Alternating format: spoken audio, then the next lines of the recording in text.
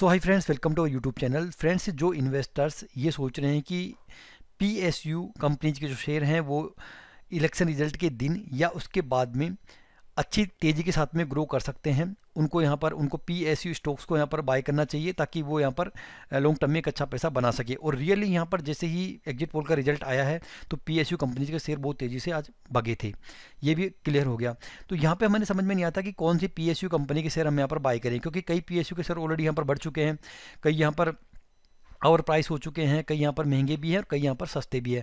तो PSU company के shares का सिलेक्शन करना हमारे लिए मुश्किल हो जाता है जो नए इन्वेस्टर हैं।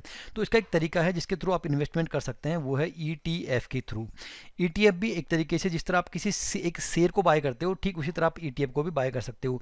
ETF में क्या होता है, ETF एक तरीके से बास्केट होता है शेयर्स का, यानी कि कलेक्शन होता है शेयर्स का। यहाँ पर आपको एक शेयर नहीं मिलता, आपको एक पूरा बास्केट मिलता है जिसके अंदर शेयर्स का कलेक्शन होता है कि आपको ये शेयर यहाँ पर मिलेंगे अगर आप इस ETF को बाय करते हैं। उसकी डिटेल में आगे आपको बता दूंगा। तो आपको यहाँ पर क्या होता है कि आपको रिस्क यहाँ पर आपकी बिल्कुल जीरो हो जाती है, क्योंकि बहुत सारे आपका शेयर्स लेते हैं तो हो सकता है कोई बढ़ रहा हो कोई घट रहा हो, तो आपको यहाँ पर रिस्क कम हो जाती है आपकी, और आपको रिटर्न भी अच्छे मिल जाते हैं। तो जैसे आपको म्यूचुअल फंड में रिस्क कम होती है, तो ठीक उसी तरह से आपको म्यूचुअल फंड वाली यहाँ पर आपको सेफ्टी मिल जाती है और यहाँ पर शेयर्स की तरह यहाँ पर आपको रिटर्न्स मिल जाते हैं। तो दोनों फीचर आपको मिल रहे हैं यहाँ पर, म्यूचुअल फंड प्लस आपको शेयर, दोनों का बेनिफिट यहाँ पर आपको मिल रहा है ETF के थ्रू। तो जिस ETF के बारे में मैं बात कर रहा हूँ दोस्तों, उसका नाम है CPSE ETF। जी हाँ दोस्तों, ये जो ETF है वो PSU कंपनीज के अंदर इन्वेस्ट करता है। इसकी आज की जो प्राइस है वो है 98.75 रुपीज़ की, और आज के दिन यानी 3 जून को ये शेयर बढ़ा है यानी कि ये जो ETF बढ़ा है वो बढ़ा है 7.65% से। आज के दिन अचानक बढ़ा है, क्योंकि जिन PSU कंपनी के अंदर ये इन्वेस्ट करता है वो सभी PSU कंपनी के शेयर यहाँ पर आज बहुत तेज़ी के साथ में भगे थे। तो देख सकते हैं आप यहाँ पर इसका 1 डे का रिटर्न देख सकते हैं 7.65 का है, 1 वीक का रिटर्न देख सकते हैं 5.46 का है, 1 मंथ का रिटर्न आप देखोगे तो 11% का रिटर्न है, और 1 ईयर का रिटर्न देखोगे तो आप 136% का इसने कमाल का रिटर्न जनरेट करके दिया है इस ETF ने। यहाँ पर हम बात करें तो सबसे जो 52 वीक का जो लो था या पहले इसकी जो प्राइस थी वो 41 रुपये थी, और आज देख सकते हैं ये 99.50 की प्राइस को यहाँ पर ये टच कर चुका है एक साल के अंदर। यहाँ पर जो इसकी रिटर्न है वो हमने चेक कर ही लिए कि आपको 1 ईयर के 117%, 3 ईयर के अंदर आप देख सकते हैं फंड के जो रिटर्न है वो 54% रिटर्न है, 26% यहाँ पे 5 ईयर में रिटर्न है, और ओवरऑल यहाँ पर 17.7% यहाँ पर रिटर्न जनरेट करके इस फंड ने यहाँ पर दिया है। तो यहाँ पर देखिए इसके अंदर अब कौन कौन सी कंपनी होने वाली है।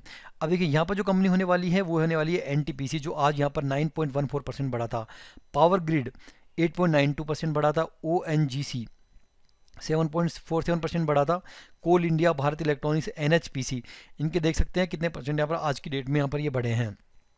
इसके अलावा यहाँ पर जो है ऑयल इंडिया हो गया, NBSC हो गया, इसके साथ साथ यहाँ पर एक और है